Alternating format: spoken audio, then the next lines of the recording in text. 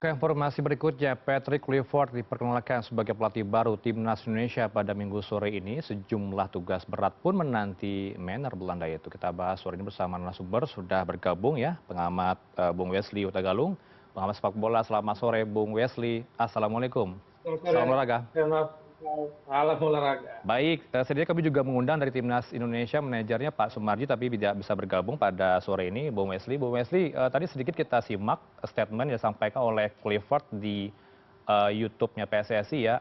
Bagaimana kemudian ia bisa memberikan strategi khusus kepada anak asuhnya nanti. Kalau Anda memandangnya statement yang tadi disampaikan baru saja ini di PSSI, di YouTube-nya bagaimana? Tanggapan Anda sedikit dulu, Bung Wesley. Ya, sambil kita mengikuti preskon perkenalan Patrick Kluivert. Pertama, saya ingin ucapkan selamat datang ya. Terima kasih SBY, selamat datang Patrick Kluivert. Cuman sebelum kita masuk ke pernyataan Kluivert, kita harus kembali meluruskan dulu, Mas Ranov, bahwa kita menyambut pelatih tim nasional kita, bukan menyambut mantan pemain, mantan bintang, sehingga mindsetnya jangan sampai salah di benak kita, bahwa kemudian dia harus bekerja cepat dalam waktu yang sangat singkat dan dia tidak punya waktu untuk melakukan pertandingan uji coba.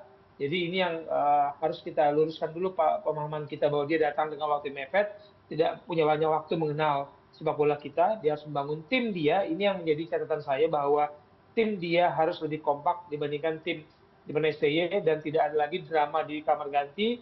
Dan yang orang lupa, drama itu tidak hanya di kamar ganti, tapi drama dengan federasi itu sudah lama terjadi, Mas Renov, yang ditutup-tutupi. Jadi ini kita berharap semua mulai lagi dari nol dengan kondisi yang bagus secara komunikasi, secara menghargai pihak-pihak lain yang bekerja sama bersama-sama dengan tim pelatih. Baik, tidak punya CV yang cukup mentereng, tapi ini dianggap sebagai harapan baru. Anda melihat track record-nya Kluivert seperti apa dulu, Bung Wesley? Itu yang saya coba kita lihat sama-sama ya, bahwa Patrick Kluivert datang bukan sebagai pelatih yang berprestasi. Di Curaçao kemarin juga di Liga Turki tidak ada yang bisa dibanding-bandingkan dengan prestasi Sintayong. Sebagai pemain Patrick Kluivert lebih jago, lebih ngetop. Sintayong di tim nasional Korea Selatan di Piala Asia 1966 saja dia pemain cadangan ketika itu. Sebagai pemain Patrick Kluivert lebih bagus, tapi sebagai pelatih kan Sintayong sudah membuktikan untuk level Asia. Dia sudah bisa membawa klub juara. Kemudian di kompetisi sepak bola Asia, tapi di Piala Dunia dia sudah bawa timnas Korea Selatan bisa bersaing lah dengan tim Eropa, bisa mengalahkan Jerman. Tapi kemudian kita tidak boleh juga menutup apakah memang kemungkinan komunikasi yang lebih bagus, kesamaan bahasa, mungkin cara mengenal sepak bola, fondasi sepak bola yang begitu banyak pemain diaspora, ada 14 ya di era sekarang yang diberikan kepada Patrick Kluivert, mungkin ini lebih bagus. Jadi dia lebih sama-sama mengenal, memulai fondasi sepak bolanya tidak terlalu berbeda dibandingkan pemain diaspora yang banyak ini dengan Sintayong yang kuat sekali era sepak bola Asianya. Ya, ini kan yang masih belum terpecahkan menjadi solusi hingga saat ini adalah lini depan begitu ya. Striker andalan Ayak ini apakah bisa diharapkan nanti dengan solusi tumpul di lini depan untuk timnas kita? Harapan kita begitu. Waktu di Brisbane Roar di Australia memulai kepelatihannya 2010 kan dia menjadi pelatih individu untuk para striker-striker di sana, termasuk mantan pemain timnas kita Sergio Van Dijk. Nah, kondisi ini kita berharap masuknya oleh Romeni nantinya paling tidak menambah sesuatu hal yang Sintayong tidak punya. 4-5 tahun dia melatih tim nasional, posisi nomor 9 di dalam komposisi 11 pemain sepak bola starter lineup itu dia tidak dapat. Harusnya menjadi harapan kita, kemudian nanti kalau dia gabung mungkin bisa menjadi sebuah keuntungan bagi Patrick Kluivert yang tidak didapat di era Sintayong, dan kemampuan dia, kehebatan dia sebagai striker bisa menular juga kepada striker-striker lokal kita seperti Sananta, Gicaraka dan yang lain. Jadi kita harap penularan ilmu itu yang kita harapkan sebenarnya dari Sintayong, di era Sintayong kita harapkan ada membantulah pelatih-pelatih sepak bola kita menularkan ilmunya. Kali ini harus terjadi, Bung Heranov, nggak boleh nggak lagi. Bung Wesley, ini kan selain Anda katakan tadi ada drama yang tercipta di ruang ganti, kemudian apa yang bisa Anda harapkan di waktu yang mepet ini 2,5 bulan, apakah mampu ya chemistry ini bisa diciptakan oleh Clifford bersama pelatih nantinya? Ini ini yang saya pahami kenapa Pak Erik mengambil pelatih dari Eropa, Hmm. apalagi Belanda yang notabene banyak pemain diaspora kita. Jadi cara mereka memandang sepak bola, cara mereka melihat tim itu, menempatkan diri ke dalam tim itu nggak jauh berbeda nih antara pemain dan pelatih. Dan waktu yang mepet itu saya memahami kenapa dari Belanda. Oh ya, karena waktu yang mepet, pemain diaspora kita banyak, harus jangan ada penjomplangan cara melihat dan cara menempatkan diri dalam sebuah tim. Jadi ketika pelatih kehilangan kekuasaan di kamar ganti, sudah selesai. Nah, kita harap dengan nama besar Patrick Kluivert, pemain-pemain diaspora kita yang dari Eropa atau dari Amerika, yang dari Spanyol, itu bisa melihat sosok yang dihormati, dan yang sosok yang dihormati ini juga mengayomi dengan cara melihat sepak bola yang sama dengan gaya Eropa mereka. Yang dituntut adalah nanti pemain-pemain muda kita, pemain-pemain lokal kita yang berkompetisi di Indonesia bisa dengan cepat mengenal dan mensejajarkan diri dengan cara melihat. Saya katakan cara melihat dan menempatkan diri bermain sepak bola untuk sebuah tim nasional. Ini kita sambil memantau di konferensi pers yang digelar di Hotel Mulia Jakarta. Kita akan putarkan nanti apa statement yang terbarunya. Kita akan coba putarkan dulu, Bung Wesley. I will save the media one of the questions by asking you. A lot of people want to know, will you be implementing a 4-3-3? Is there a certain Dutch style of play that you will be implementing? Especially now that, as I mentioned, we do have our backs a little bit against the wall here in our next 4 matches.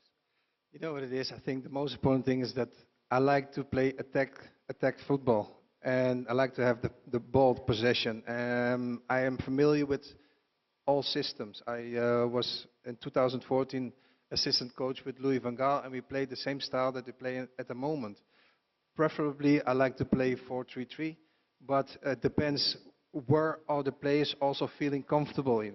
So I'm first looking at the players, and then we implement any style, because in football you have slight movements and it's the same system or it's a different system. I need to come with a surprise as well, because during when you play football, the system will change, and it's 4-3-3, 3-5-2. The most important thing is that the players understand what to do on what moment, and that's where you're going to make the difference.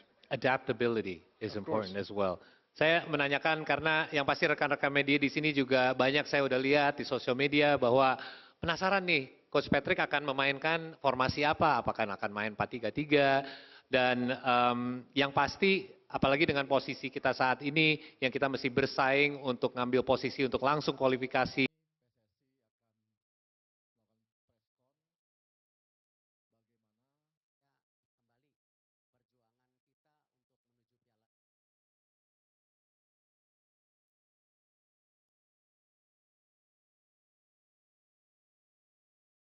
Baik, sedikit kita simak tadi pernyataan dari Patrick Kluivert yang menarik ya, Bung Wesley ya.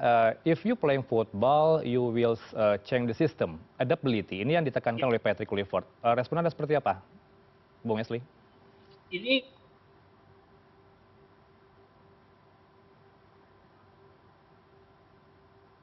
Bung Wesley, ya silakan. Tandingnya kan pelatih tergantung situasi, tergantung lawan, dan tadi kata-kata saya ingin membuat main sistem mana yang nyaman mereka lakukan, itu penting. Oke. Artinya selama ini sistem itu tidak terciptakan di pelatih sebelumnya atau bagaimana Anda melihatnya?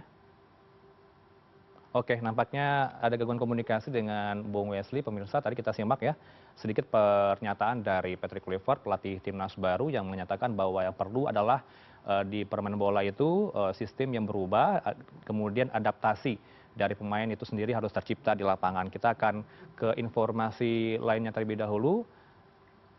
Sembari kita akan menanti ya keterangan lanjutan dari konferensi pers dari PSSI. Tadi ada tanya jawab di Hotel Mulia Jakarta antara host dengan Patrick Kluivert. Kita masuk lagi ke Bung Wesley terlebih dahulu. Silakan dilanjutkan, Bung Wesley. Tadi adaptability masih ditekankan.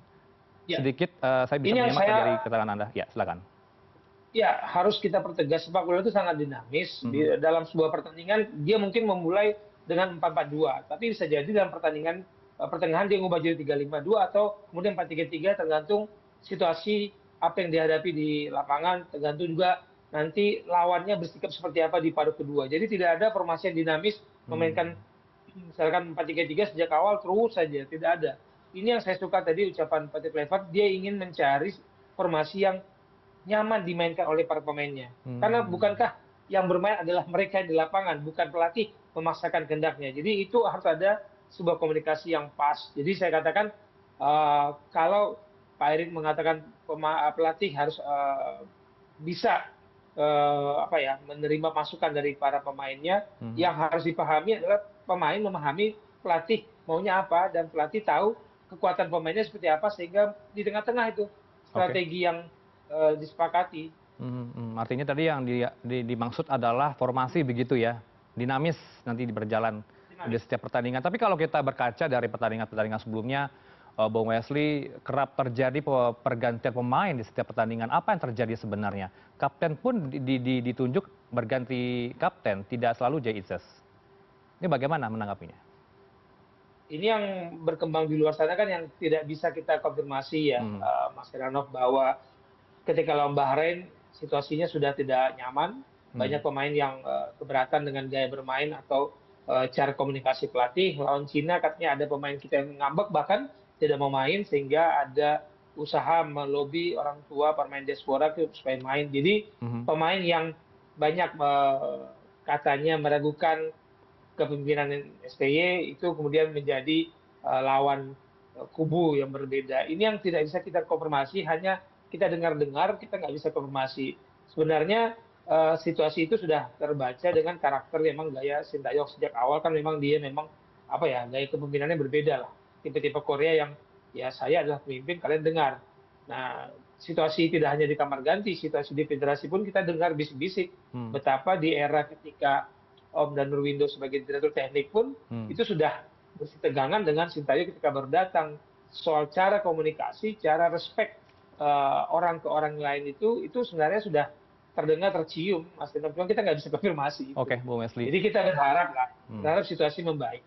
Menarik tadi ya Bung Wesley ya, meskipun tidak bisa dibocorkan siapa lagi berikutnya akan bergabung, tapi kalau kami juga menghimpun informasi nih Bung Wesley, apakah benar Louis van Gaal menjadi direktur dari teknik PSSI? Ini bagaimana informasi yang terima juga?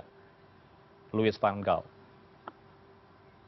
Kita menunggu sebenarnya siapa direktur teknik, karena itu penting Mas Ranov, karena blueprintnya juga harus disiapkan. Jadi jangan hanya fase pelatih kepala, kemudian kita lupa membangun program sepak bola kita seperti apa, kurikulumnya seperti apa, sehingga nanti jangan sampai dari usia dini sampai senior itu berbeda-beda. Kita maunya ada direktur teknik yang membangun blueprint itu. Jadi nama Van Gaal pernah muncul, tapi kabar-kabarnya memang dia agak keberatan ya. Tapi kita tunggulah yang diputuskan oleh Erick Thohir, karena sebelum ini jauh-jauh hari dulu kan sempat disebut kemungkinan dirtek kita berasal dari Jerman. Tapi kalau sudah pelatihnya Belanda gini, bisa jadi ya dirteknya juga gitu ya? dari Belanda. Ya. Baik, biar sejalan begitu ya. Oke, kemudian yang... Iya, jangan sampai ada susah lagi nanti pemahaman sepak bolanya. Oke, pemahaman yang lebih penting. Tadi sebelum jeda saya bertanya soal idealnya kontrak pelatih itu berdasarkan apa ya, Bung Wesley? Apakah dari segi strategi, prestasi, atau waktu tertentu? Kembali kepada federasi, dia punya target apa sebenarnya mencari pelatih ini dengan target biasanya kan di Indonesia sebelum Sintayong itu setahun 2 tahun itu udah paling bagus, 2 tahun melewati sebuah turnamen. Jadi kebiasaan kita mengontrak pelatih setahun apa 2 tahun sebelum turnamen, lalu kemudian mengevaluasi kegagalan atau keberhasilan. Idealnya memang 2 tahun plus ini karena targetnya harus ada. Jadi kalau di luar sana kadang-kadang 2 tahun itu sesuai dengan targetnya dan sangat dinamis. Misalnya nggak bisa dikatakan 2 tahun benar-benar terkunci. Kalau kita anggap 2 tahun berjalan, ada perubahan yang sangat baik, signifikan, diberikan ada perkembangan sangat baik, tambah lagi targetnya kan harus bergerak, targetnya nggak boleh stay di satu tempat, targetnya harus naik kelas. Jadi jangan target kita misalnya di Piala AFF, udah kita stay di Piala AFF, enggak, targetnya harus naik dan sangat dinamis dan itu mengikuti kemampuan si pelatih.